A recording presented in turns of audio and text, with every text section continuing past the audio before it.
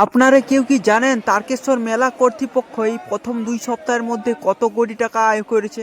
আমার প্রথম অভিজ্ঞতাতেই মনে হলো যে ভক্তদের আবেগকে নিয়ে একটা ধর্মীয় বড় ব্যবসা এটা।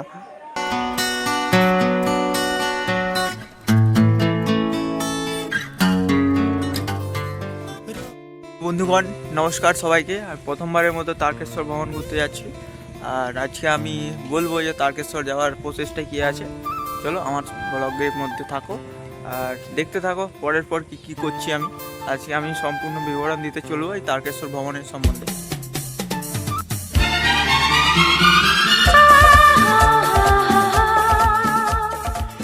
তো বন্ধুরা, প্রত্যেক বছরের নয় সব বছরেই আমাদের এই পাড়ার থেকে আমাদের সিনিয়র কাকু জেঠু এই দাদা এইগুলো সবাই যায়, তো তাদের সঙ্গে আমি যোগ দিয়ে দিলাম। প্রথমে আমাদের এখানে একটা বিখ্যাত মন্দির আছে, মা গুপ্তমণি মন্দির, কনক দুর্গা ঠাকুরের এখানে পূজা হয়। তো এখানে আমরা প্রথমে পূজা দেব, দেখতে পাচ্ছ মন্দিরটা। আর এইখানে আমরা প্রথমে পূজা দেবো, আর পূজা দেওয়ার পরে আমরা বেরিয়ে পড়বো একদম তারকেশ্বর।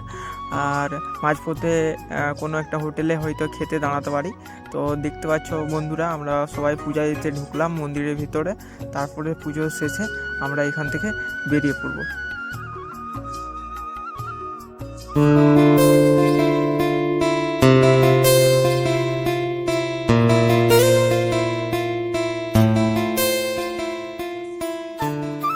সেই সকাল 8টার সময় বেরিয়েছি, আর বাড়ির থেকে প্রায় 90 কিলোমিটার দূরে এখন আমরা অবস্থান করছি। আর এইখানে আসার পথে আমাদের প্রচুর খিদে পেয়ে যায়। আর দেখতে পাচ্ছ একটা হোটেলে আমরা দাঁড়ালাম, রেণুকা হোটেল বলে। হোটেলটা খুব পরিষ্কার পরিচ্ছন্ন ছিল এবং নিরামিষ আহার এখানে পাওয়া যায়, ভাত রুটি খাওয়া দাওয়া করে ফাইনালি আমরা তারকেশ্বরে পৌঁছে যাই। এই যে দেখতে পাচ্ছ স্টেশনের সামনে দিয়ে রাস্তা দিয়ে আমরা হেঁটে হেঁটে যাচ্ছি, কারণ এখানে আমাদের গাড়ি আনতে দিলনি। তো গাড়ি আমাদের কিছু দূরেই স্টপ করে দিল, আর সেইখানে গাড়ি ড্রাইভার নিয়ে চলে গেলো অন্যদিকে।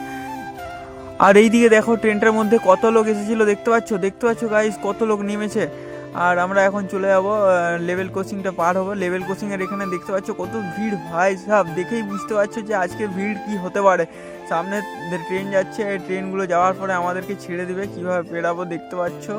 ভিড় দেখেছো, এক ফুটো জায়গা নেই যে একটু ঠিকঠাকভাবে দাঁড়াবো, প্রচুর জ্যাম। মেয়েগুলো যে কি কষ্টে গেছে।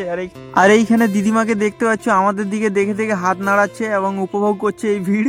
দেখতে পাচ্ছ কি আনন্দ ভাই, এত আনন্দ এই বয়সে। এবং এই ঠেলা কুচা মারামারির মধ্যে দিয়ে আমরা গেলাম নিমাই তীর্থ ঘাটের এখানে। এই যে দেখতে পাচ্ছ নিমাই তীর্থ ঘাট, আমরা প্রবেশ করছি এখানে। আর এইখানের ভিড়টা দেখো, একবার দেখলেই বুঝতে পারবে যে আজকে কি ভিড়টা হয়েছিল। তা আমরা দ্বিতীয় সোমবারে গিয়েছিলাম। দেখতে পাচ্ছ এইখানে বাবার এই কি ভিড়, জল তুলে নিয়ে আসাটাই একটা বিশাল বড় মানে সংগ্রামের ব্যাপার।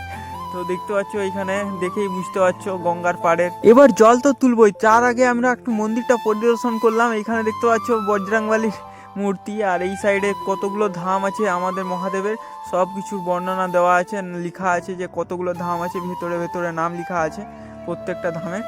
আর এইগুলো আমরা দেখে দেখে তারপরে একটু মন্দিরটা ভালো করে দেখে তারপর নিমাই তীর্থ ঘাটের থেকে জল নিয়ে রাস্তায় ওঠার পর ভাবলাম যে একটু শান্তিতে যাব। দেখছি এখানেও ভিড় নেই, যদি একটু মাঝখানে দাঁড়িয়ে যাওয়া হয়তো একটা বিশাল বড় অ্যাক্সিডেন্ট হয়ে যাবে মনে হয়। তো তারপরে আস্তে আস্তে সন্ধ্যা নেমে আসে, আর সন্ধ্যা নেমে আসার পরে আমরা এই মুহূর্তে পৌঁছালাম ডাকাতকালী মন্দিরের এইখানে। দেখতে পাচ্ছ এই মন্দিরের গেট, এই যে দেখতে পাচ্ছ মন্দিরটা। আর এইখানে একটু জল ঢেলে তারপরে আমরা সোজা চলে গেলাম কাশী বিশ্বনাথ, এবং সেইখান থেকে আমরা যাব তারকেশ্বরে। ভোর প্রায় 4টা নাগাদ এখন আমরা পৌঁছে গেছি তারকেশ্বরের মেন গেটে। দেখতে পাচ্ছ শ্রাবণী মেলার নাম উঠছে, এবং এই গেটটা দেখতে পাচ্ছ কি সুন্দর আলোকসজ্জায় সজ্জিত করা হয়েছে, এবং তার সঙ্গে দর্শনার্থীদের ভিড় দেখতে পাচ্ছ ভাই, ঠেলে ঠেলে আগে নিচে চলে যাচ্ছে। একটু ভালো করে ভিডিও করবো বলছিলাম, করতেই পেলাম না। তো চলো মন্দিরে গিয়ে দেখা হচ্ছে। তো গুটি গুটি পায়ে চলতে চলতে আমরা চলে এসেছি এই যে ম্যান গেট। এবার ম্যান গেটের এখানে আবার ভিআইপি গেট পাসের সিস্টেম করা হয়েছে। ভিআইপি গেট পাসের টিকিট নিয়ে আমরা চলে গেলাম ভিতরে। এই ভিতরে দেখতে পাচ্ছি অবস্থা, কিন্তু আমরা ভাবলাম ভালো করে জল ঢালবো, কিন্তু সেটা আর হয়ে ওঠেনি। 1 সেকেন্ডও সময় দিল নি, বোতলটা ফেলে আর চলো। তো ফাইনালি আমাদের জল ঢালা কমপ্লিট হওয়ার পরে এই যে দেখতে পাচ্ছ আমাদের সব টিম মেম্বার এখানে পৌঁছে গেছে, আর আমরা গাড়ির অপেক্ষা করছি। গাড়ি এলে আমরা এখন বাড়ি ফিরে যাব। যদি বলো অভিজ্ঞতার কথা, তো আমার মনে হয় যে যারা পরিচালনা করছে তারা একটা ধর্মীয় বড় ব্যবসা তৈরি করেছে, আর কিছুই না।